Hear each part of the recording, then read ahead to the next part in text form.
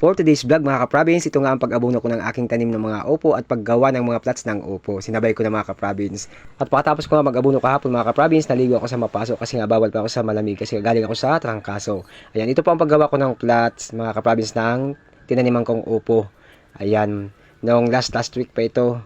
Ngayon ko lang na-share kasi nga sinabay ko na yung pag-abono ko. Pasensya na kayo mga ka-province, hindi ko na pinakita sa inyo ang pagtanim ko ng upo. Although may 4 pa ako na natira, ipapakita ko po sa inyo kung paano po ang pagtanim. Pero madali lang naman po ang pagtanim ng upo. Ayan na nga, natapos ko na yung mga plots ng upo na pinagtaniman ko.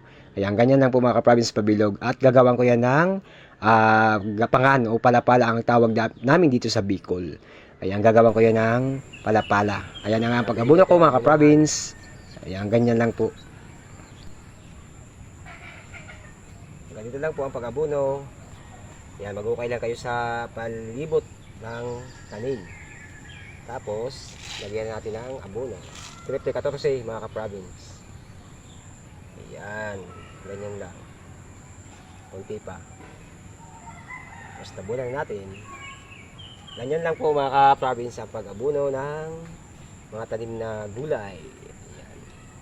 Bali, 8 po yan mga ka-province na inabunahan ko na tanim kong upo. Ayan, hindi ko na ipinakita sa inyo lahat. Kasi nga, pare-pares lang naman ang ginawa ko sa pag-abono ng tanim kong upo.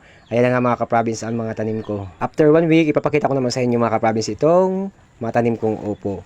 Ayan, ang bilis ng damo mga ka-province. Maggagamas na naman ako.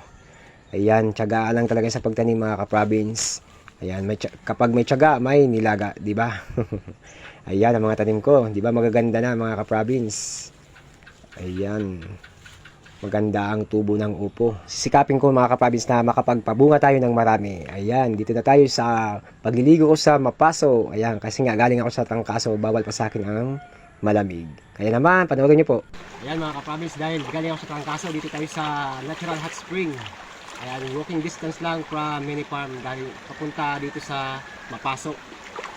Ayan, tamang-tama ito sa mga galing sa trangkaso.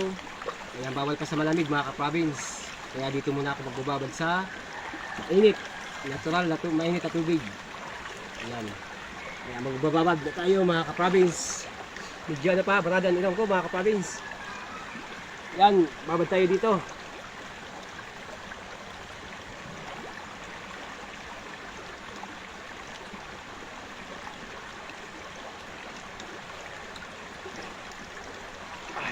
Tama, ang ka, init ng tubig.